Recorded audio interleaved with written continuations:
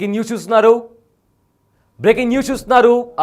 ఒక గ్రామంలో దారుణం చోటు చేసుకుంది. నక్కవారి పాలెంలో ఒక గ్రామ పంచాయతీలో విడాకులకు సంబంధించి కూడా ఒక భార్యాభర్తలు కూడా మాట్లాడుకుంటున్నారు. అయితే భార్య రేవతి తన హస్బెండ్కి విడాకుల కోసం అప్లై చేసింది.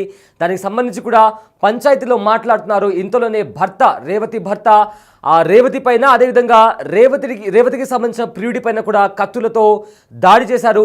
దీంతో హుటాహుటిన వాళ్లకు హాస్పిటల్కి తరలించారు.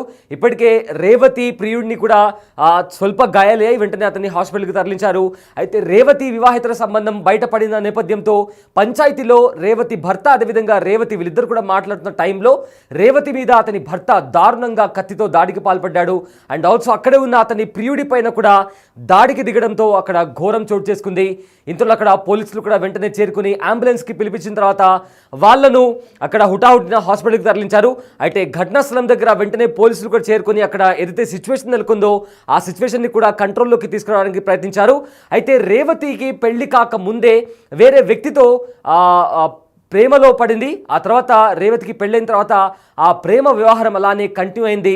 దీంతో రేవతి విడాకుల కోసం అప్లై చేసింది. అయితే పశ్చిమ గోదావరి జిల్లా మొగల్తూరు నక్కవారిపాలెంలో ఈ దారుణం చోటు చేసుకుంది. వివాహేతర సంబంధం నెపంతో గ్రామంలో పంచాయతీలో మాట్లాడుతుండగా మహిళ పైన, అదేవిధంగా ఆమె ప్రియుడి పైన కూడా దాడి చేశారు. అయితే పెళ్లికి ముందు రేవతి ఇంకా నరసింహస్వామి వీళ్ళిద్దరూ ప్రేమించుకున్నారు.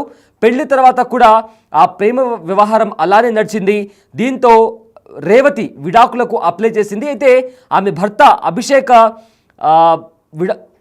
విడాకులపై రేవతి ఆ పంచాయతీలో మాట్లాడుతుండగా రేవతి పైన, అదేవిధంగా ఆమె ప్రియుడైన నరసింహ పైన కూడా కత్తులతో దాడి చేశారు.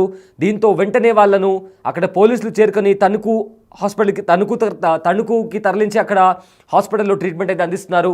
అయితే దానికి సంబంధించి కూడా విజువల్స్ కూడా మీరు బిగ్ టీవీ స్క్రీన్ పైన కూడా చూస్తున్నారు. అయితే ఆ ఘటనా స్థలం దగ్గర ఎగ్జాక్ట్గా ఏం జరిగిందో ఒకసారి చూద్దాం.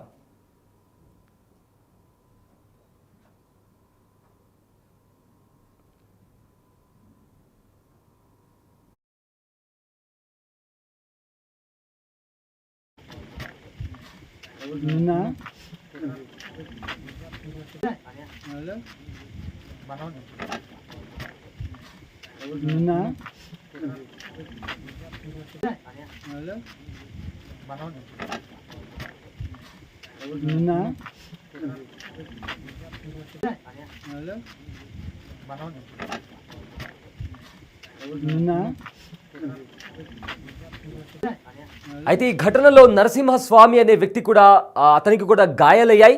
అతను రేవతికి ప్రియుడు అని చెప్తున్నారు. అతను కూడా మాట్లాడాడు. అయితే అతను ఏం మాట్లాడాడో ఒకసారి విందాం.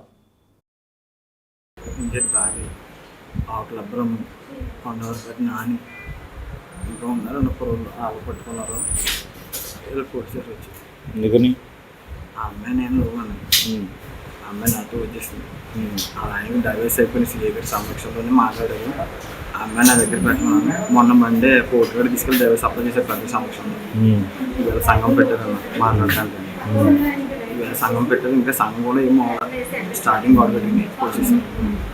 పోలీసు పేరు ఇంజిట్ బాబీ, ఆకుల బ్రహ్మ, విల్లూరి కన్నయ్య, విల్లూరి వెంకటేష్ అన్న. ఇంకేటి బాబీ అండి ఎవరు? ఆ అమ్మాయి హస్బెండ్. విల్లూరి వెంకటేష్ ఒక అతను, ఆకుల బ్రహ్మ ఒక అతను, కొంతవరకు పెట్టిన నలుగురు. పెళ్ళైంది నీకు? 4 డైవర్స్ అయిపోయింది. ఆ అమ్మాయి అంటే ఇష్టం, ఆ అమ్మాయికి నేను అంటే ఇష్టం. ఇంకేటి బాబీ, ఆకుల బ్రహ్మ, కొంతవరకు పెట్టిన నాని ఇంకా ఉన్నారు. 30 రోజులు పట్టుకున్నారు.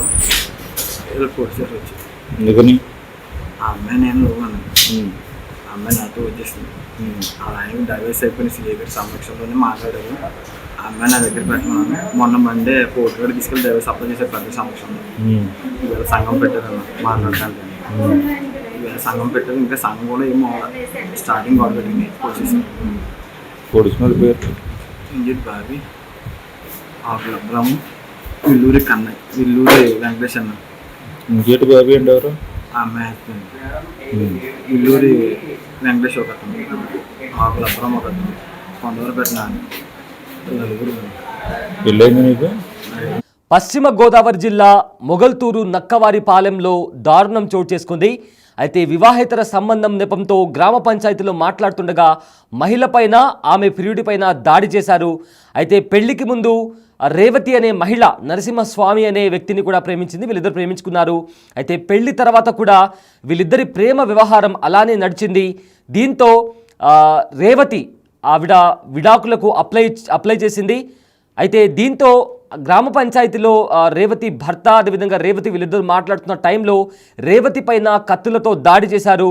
దీంతో రేవతికి తీవ్ర గాయాలయ్యాయి. అయితే ఆమె ప్రియుడి పైన కూడా దాడికి చేశారు. సో దీంతో ఆ రేవతిని అదేవిధంగా ప్రియుడైన నరసింహస్వామిని కూడా తణుకుకి తీసుకెళ్ళి వెంటనే అక్కడ హాస్పిటల్కి తీసుకెళ్లారు. అయితే ప్రజెంట్ వాళ్ళిద్దరికీ ట్రీట్మెంట్ కూడా జరుగుతుంది.